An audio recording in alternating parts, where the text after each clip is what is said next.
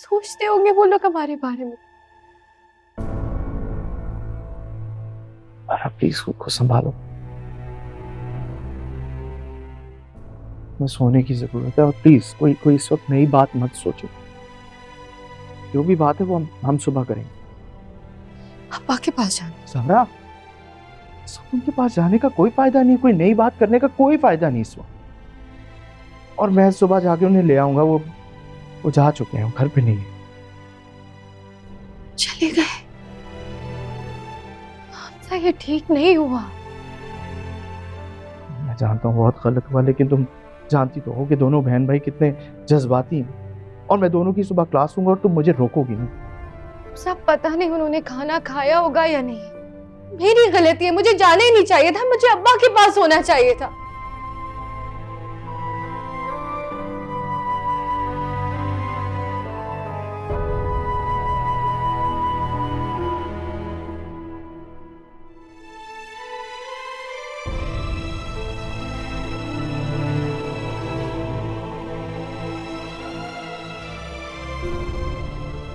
पहले वो तुम्हारा आशिक क्लास फेलो तुम्हारा आया था वो घर पे, मैंने उसे बता दिया तुम्हारी शादी हो गई है। बेचारा शॉक्ड ही रह गया, सोच रहा होगा फेयर किसी से, शादी किसी से।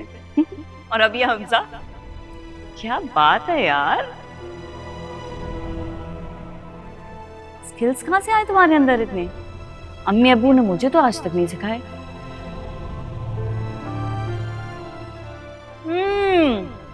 फुफो ठीक ही कहती हैं, खून का असर न नस्लों तक चलता है। ठीक कहती है पप्पू। और तुम भी बिल्कुल ठीक कह रहे हो। मैं मानती हूँ मेरी माँ घर से भागी थी, और जब एक औरत घर से भागती है उसकी सजा उसके आगे आने वाली नस्लों को मिलती है।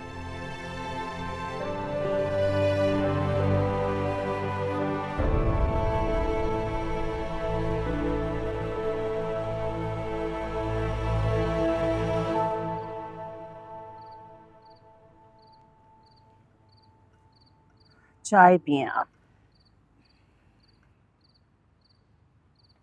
शुक्रिया।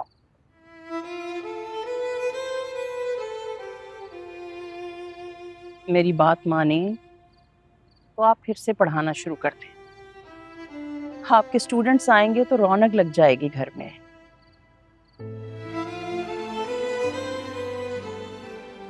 वैसे भी इस घर में तो दिल नहीं लगता मेरा, अजीब घुटन सी होती रहती है। घुटन तो मुझे भी होती है।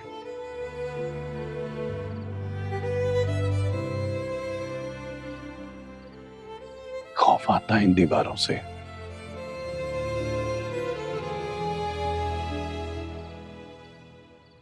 सच पूछूं तो अब ना पढ़ाने को दिल करता है, ना किसी से बात करने को।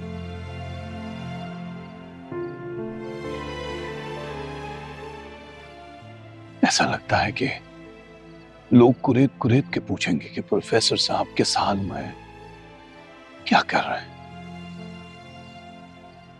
ये वहम है आपका।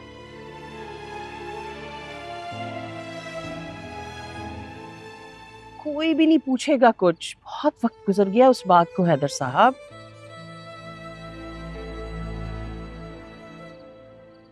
अब लोगों के पास इतना वक्त नहीं है पुरानी बातें याद रखने का।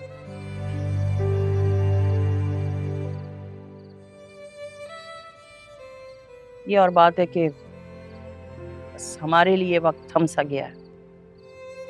वक्त कहाँ थमता है, वो तो भागे जा रहा है।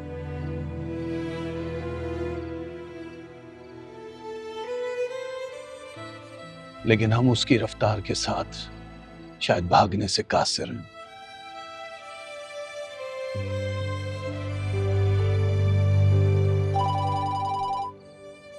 ज़ारा है, वो घर आई होगी, परेशान हो गई होगी। तुम बात करो, उसे बताओ हम ठीक हैं, परेशानी की कोई बात नहीं है। हेलो, हाँ ज़ारा, हाँ हाँ, नहीं हम ठीक हैं, सब खैरियत है। तुम बताओ, खैर खैरियत से पहुंच गई? अच्छा अच्छा अच्छा।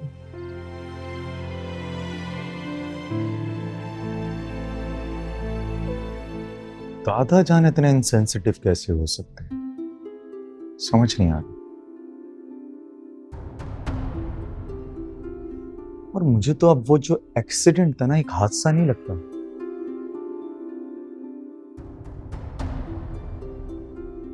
बल्कि प्री प्लान साजिश लगती है। सोचो। हादी क्या हो गया तुम्हें? ये किस तरह की बातें कर रहे हो तुम?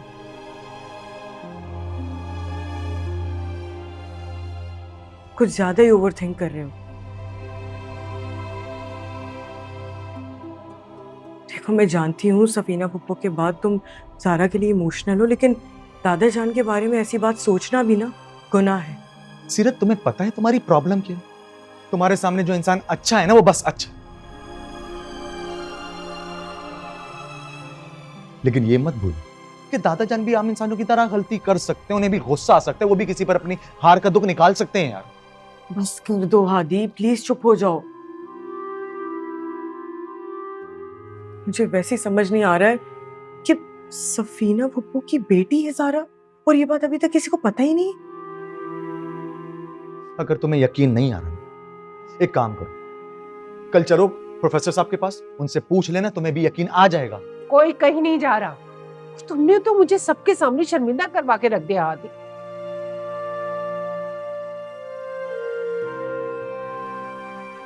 ये क्या था? क्यों किया तुमने ऐसा?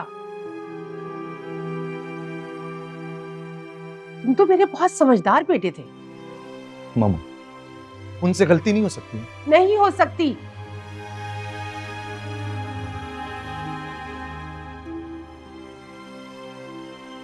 और खबरदार, आइंदा इस बात को मत दोहराना। अगर सफीना की कोई बेटी होती तो मुझे जरूर पता होता। मामा, आप भी दादा जान को समझने के बजाय सच से भाग रही हैं, क्यों? मैंने आपको ज़ारा के बारे में सब कुछ पहले से बताया था ना, तो फिर आप ऐसे कैसे सोच सकती हैं? तुम तूफान के लिए रास्ता मत बनाओ, हमारे लिए मुश्किल हो जाएगा।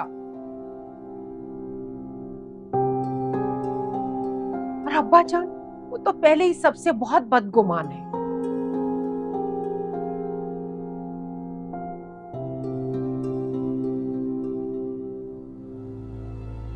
और शुजा, वो तो इस बदगुमानी का फायदा उठाएगा।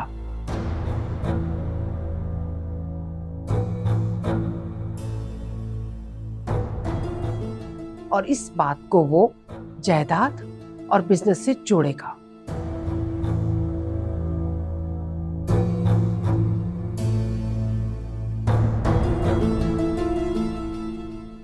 क्योंकि उससे कोई फर्क नहीं पड़ता।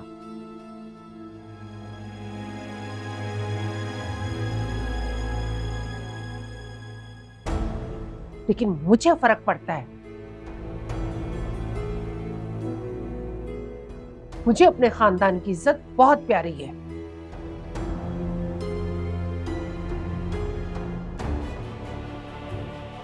हद है, हर किसी को कुछ सच दिखाई क्यों नहीं देता है, मुझे ये बात समझ नहीं आ रही।